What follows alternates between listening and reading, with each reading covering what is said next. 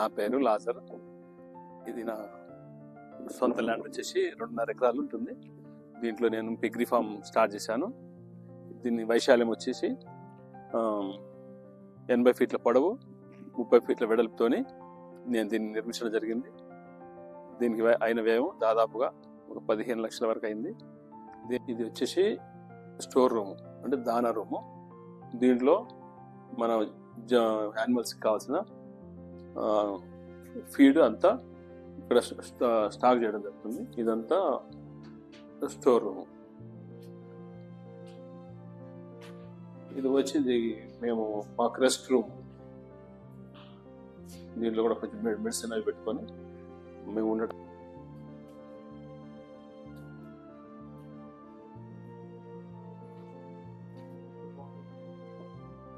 ఇది loading unloading point కాబట్టి ఇక్కడ నుంచి లోపలికి ఎంటర్ అవుతాయి వచ్చిన యానిమల్స్. ఇట్లా వచ్చేసి ఇది వే లోపలికి రావడానికి.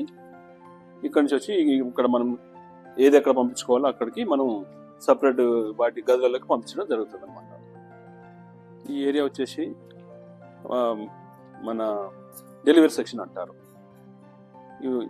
దీంట్లో డెలివరీకి ముందు రోజు దీంట్లో పెట్టేసి డెలివరీ అయిన తర్వాత ఒక వారం రోజు దీంట్లో వచ్చేసి బేబీస్ మదర్ అన్ని మంచి బాడీ పెయిన్స్ అన్ని తగ్గిన తర్వాత దాని తగ్గినంత వరకు దీంట్లో ఉంచి తర్వాత వేరే సెక్షన్ మార్చడం జరుగుతుంది.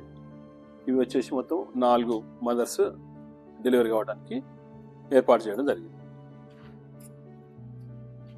ఇది వచ్చేసి ఫిరంగేజ్ అంటారు. ఫిరంగేజ్ అంటే మదర్ అక్కడ గేజ్లో డెలివరీ అయిన తర్వాత ఒక 4 రోజుల తర్వాత తీసుకొచ్చి దీంట్లో ఉంచడం జరుగుతుంది. ఇది వచ్చేసి పిల్లల దానా కోసం సపరేట్గా పెట్టడం జరిగింది. ఎందుకంటే తల్లి దానా వేరే ఉంటుంది, తల్లి ఫీడ్ వేరే ఉంటుంది, పిల్లల ఫీడ్ వేరే ఉంటుంది కాబట్టి దీన్ని సపరేట్గా నిర్మించుకోవడం జరిగింది. ఇది వచ్చేసి తల్లి దానా కోసం, అది పెద్దదేమో పిల్లల కోసం, ఇదేమో తల్లి దానా కోసం సపరేట్గా దానా వేయడం జరుగుతుంది అనమాట. మనము పందులకి యానిమల్స్కి మనము సపరేట్గా వాటర్ ఇవ్వాల్సిన అవసరం లేదు. వాటి కోసం ఇప్పుడు ఆటోమేటిక్గా ఈ ట్యాప్స్ ఏర్పాటు చేయడం జరిగింది. అవి ఇక్కడ తల్లి వచ్చి పైకి పెద్ద నల్ల తాగుతుంది, చిన్నపిల్లలు వచ్చేసి కిందికి వాటికి అందుబాటులో అమర్చడం జరిగింది. ఇవి నెప్పల్స్ అండి, సపరేట్ నెప్పల్స్ వాటి కోసం ఏర్పాటు చేశాం. ఈ హౌస్లు ఈ గదులున్న రూమ్లన్నీ వచ్చేసి 5 ఉంటాయి. 5 5 తల్లి మదర్ పిగ్ ఉంటుంది, పిగ్స్ ఉంటాయి.